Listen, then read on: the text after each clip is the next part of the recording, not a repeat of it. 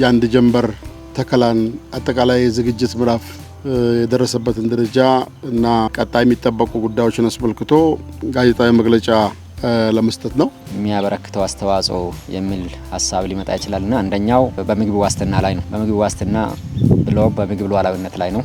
በማዕከላዊ ኢትዮጵያ ክልል በዘንድሮ የአንድ ጀንበር የአረንጓዴ አሻራ መርሃ ግብር ከ10 ሚሊዮን በላይ ዘርፈ ብዙ ጠቀሜታ ያላቸው ችግኞች የሚተከሉ ስለመሆኑ ተገለጸ። ክልሉ ተስፋን እንትከል በሚል መሪ ቃል የሚያካሄደውን የአንድ ጀንበር የአረንጓዴ አሻራ መርሃ ግብርን አስመልክቶ በማዕከላዊ ኢትዮጵያ ክልል ግብርና ቢሮና በክልሉ ደንና አካባቢ ጥበቃ ተቋማት በዱራሜ ከተማ በጋራ ጋዜጣዊ መግለጫ ተሰጥተዋል።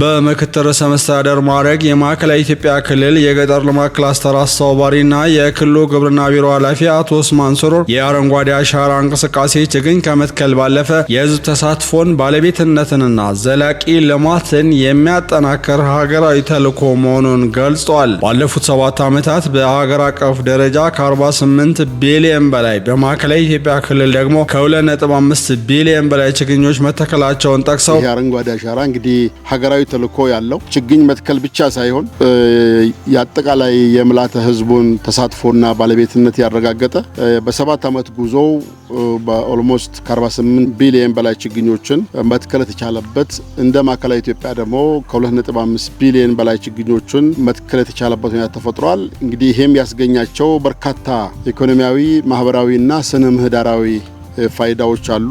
ይህም የተራቆቱ መሬቶችን ለማገገም፣ የውሃ ሀብቶችን ከደለል ለመጠበቅ፣ የአፈር ለምነትን ለማሻሻል፣ የግብርና ምርትና ምርታማነትን ለማሳደግ እንዲሁም ለብዙ ዜጎች የስራ ዕድል ለመፍጠር ከፍተኛ አስተዋጽኦ እንዳበረከተ አስረድተዋል። በክልላችንም በሀገራችን የተተከሉ ችግኞች የተራቆቱ መሬቶችን ማከም የተቻለበት፣ የወንዞቻችን፣ ሐይቆቻችን፣ ግድቦቻችን ከደለል መከላከል የተቻለበት፣ በርካታ የውሃ አማራጮች በተለይ ለመስኖ አቅም መፍጠር የተቻለበት ሁኔታ የፈጠረ ሲሆን የአፈር መሸርሸርን፣ የአፈር መከላትን መከላከል የተቻለበት በተለይ የተቀናጀ የአረንጓዴ አሻራ ልማት ስራ ከተፈጥሮ ሀብት ልማትና ጥበቃ ስራዎቻችን ጋር ተሳስሮ በመሰራቱ ምክንያት የአፈር ለምነት ማሳደግ የተቻለበት ይሄም ለግብርና ምርትና ምርታማነት የላቀ አበርክቶ ያለው በዚህም በአረንጓዴ አሻራ ምክንያት ለበርካታ ዜጎች የስራ ዕድል መፍጠር የተቻለበት በተለይም ችግኝ በማባዛት የፍራፍሬ ዛፎችን በመትከል የተሰራው ስራ ተጨባጭ ለውጦች ያመጣንበት ነው።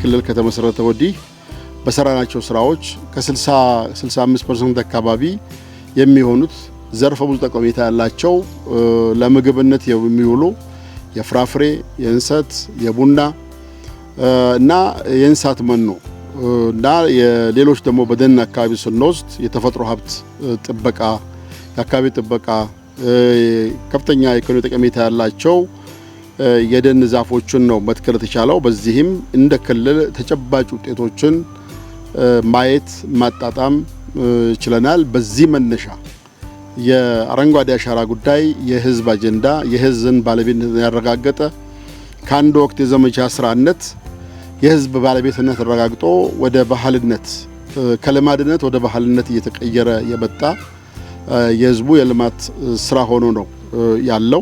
አቶ ኡስማን በተጨማሪም በዘንድሮ የአንድ ጀንበር ተከላ 247 የተከላ ስፍራዎች መዘጋጀታቸውን ከ1.2 ሚሊዮን በላይ ዜጎች እንደሚሳተፉና የጉድጓድ ቁፋሮን ጨምሮ ሁሉም የቅድመ ዝግጅት ስራዎች መጠናቀቃቸውን ገልጸው መላው የክልሉ ህዝብ ኑ ተስፋን በጋራ እንትከል በሚለው ጥሪ በንቃት እንዲሳተፍ ጥሪ አቅርበዋል። መላው የክልላችን ህዝቦች፣ የሃይማኖት አባቶች፣ የሀገር ሽማግሌዎች፣ ወጣቶች፣ ህፃናት፣ አዋቂዎች፣ የጤና ባለሙያዎች፣ መምህራን፣ ተማሪዎች ሁሉም ኑ ተስፋን በጋራ እንትከል የሚል ጥሪ ያለንና የሚዲያ አካላትም ይሄንን ጥሪያችንን ወደ ምልዓተ ህዝቡ በማድረስ እንደ ወትሮ ሁሉ በዚህ የአረንጓዴ አሻራ የአንድ ጀንበር ተከላ እንግዲህ ታሞ አልጋ ላይ የሆነ የቀረ ካልሆነ በስተቀር አንድም ሰው ከቤቱ አይውልም። ሁሉም ሰው ወደ ችግኝ ተከላ ቦታዎች ይተማል።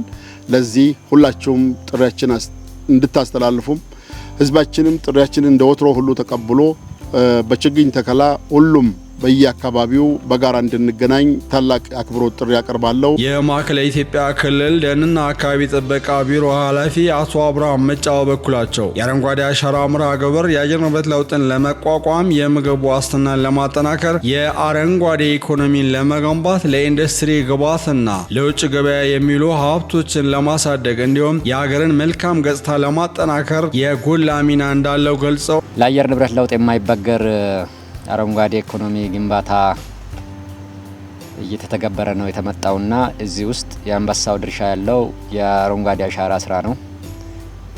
ስለሆነም ስለ አረንጓዴ አሻራ ስራ ስናስብ ስለ አጠቃላይ ኢኮኖሚ እያሰብን እንደሆነ መውሰድ ተገቢ ስለሚሆን ኢኮኖሚያችን ደግሞ ከአየር ንብረት ጋር የተጣጣመ ወይም ለዛ የማይበገር መሆን ስላለበት ባለፉት 8 ዓመታት ከፍ ያሉ ስራዎች ሰርተን ትልቅ ውጤት ያስመዘግብንበት ማስመዝገብ ብቻም ሳይሆን በዓለም አቀፍ ደረጃ በዚህ ተግባር ግንባር ቀደምና ተሞክሮ የሚቀመርበት ተጨባጭ ፋይዳ የተገኘበት እንደሆነ ለማስመዝገብ ነው።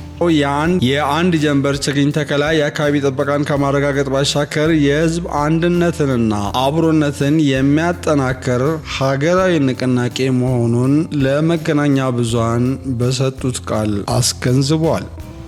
ከዚህ በተረፈ ትንሽ ዘርዘር ባለ መልኩ ምንድነው በኢኮኖሚ ላይ የሚያበረክተው አስተዋጽኦ የሚል ሐሳብ ሊመጣ ይችላልና አንደኛው በምግብ ዋስትና ላይ ነው። በምግብ ዋስትና ብሎም በምግብ ሉዓላዊነት ላይ ነው። ከዛ ባሻገር ስነ ምህዳርን ማስተካከል ነው።